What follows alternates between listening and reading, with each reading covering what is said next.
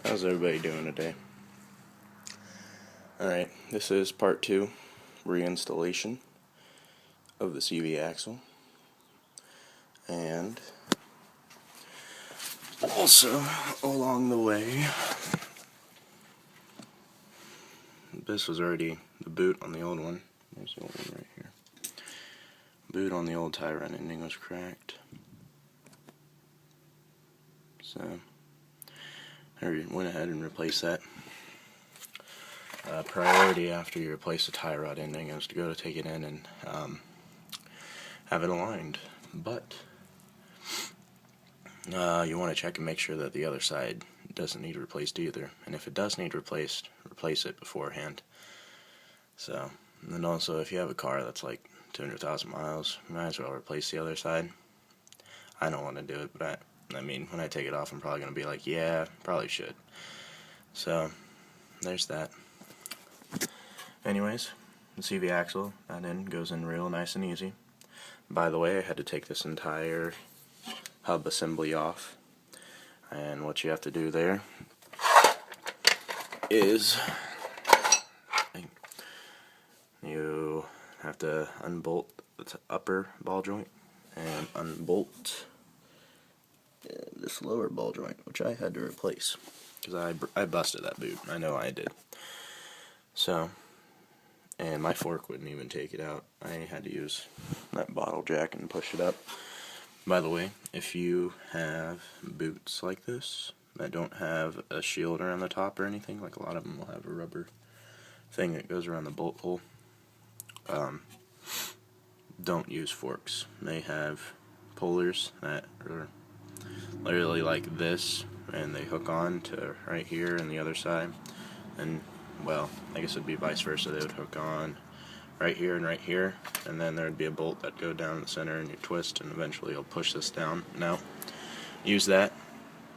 If you don't have that, make sure these nuts, I call castle nuts. I don't know what they're actually called. I'm pretty sure they're called castle nuts because a lot of mechanics call them that. But if you do, take them off. If you don't have that puller tool and you don't want to be dangerous and use a fork and have a chance of busting this boot, turn this nut upside down, run it down until it's almost flush with the top of the bolt, then just smack it. Sometimes you'll get lucky, other times you'll break it, but hey, if you used a fork you'd break it anyways, and it's better to just get the puller tool. But if you don't have that, use this, and you can do that on all of them. Just be careful, because you can break stuff, and that costs money. Anyways, you can see my nice gaping hole in my dust shield. As I was saying though, you slip it in there. I had to take this entire thing off. As I said, I replaced the lower ball joint, replaced the tie rod end. So I did that first. After that, all I did was I start the lower ball joint, got this in there. It really takes some force to push it in on this side. That side it was pretty easy for me. But on this side, I had to really work it in there. And then it just all at once slopped right in. So you start that one, and then once you get the axle in, you put the top ball joint back in its spot. And also, you do this, you put the tie rod ending back in its steering linkage, whatever, bracket, push, whatever. Anyways, and also, once you get the axle through, you had to take the strut out to get the axle out, or this bolt for the strut out that meets with this arm. You can put that in with the hub assembly off. So, and the 4 major things that we need to know about this are the torque specifications. This isn't so dang important. I know people who run them on with impacts, but this you can't have a torque spec on, so tighten it up as much as you can. And if you're going to get it aligned, they'll take care of it for you. So there's that. But this is 32 pounds, foot-pounds. This is 35 pounds. The bottom one is 43 pounds. The center one is 181 foot-pounds. So yes, that's a lot.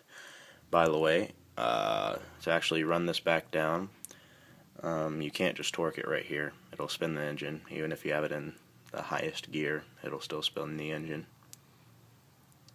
Or lowest gear. I don't remember. Whichever one puts for resistance. Figure it out. Because I don't do it that way. But what I'm going to do is I'm going to finish doing my brakes, put the new rotor on, put the new brake pads in, lube everything up, all that jazz. And then I'm going to do what I did before, stick a screwdriver in through the center hole in the caliper into, where's the old rotor? Here's the old rotor. Into one of these fins. Just stick a screwdriver straight through into one of the fins. This thing will pop right off, but it'll also be good to pop right on. So use a crappy screwdriver that's got some girth to it metal-wise. This isn't, this is a Greystone. I don't know the brand. It's been a good screwdriver, but by the way, let's focus. Oh, come on. Alright, you see the chrome vanadium? This is the key to good tools, okay? You can buy cheap tools as long as it has the vanadium in it. If it's just chrome and steel, you're working with a death weapon. Vanadium is, I don't actually know what it does, but I've even had Snap-on guys tell me that if you go to Harbor Freight, just make sure it says vanadium in it. So, there you go. Just make sure it's not a crappy one, because they can shatter on you, and shards of metal can come at you and jab you. They kill you. Who knows? Anyways, that's all you do. Just remember this is 180. And also these lugs, when you put the tire back on for when you're doing a brake job, they're 80 foot-pounds. So not all that much, but still enough. Turbo diesel. Anyways, so that's how you do it. Focus. As you can see, I have all my brake hardware, stuff like that.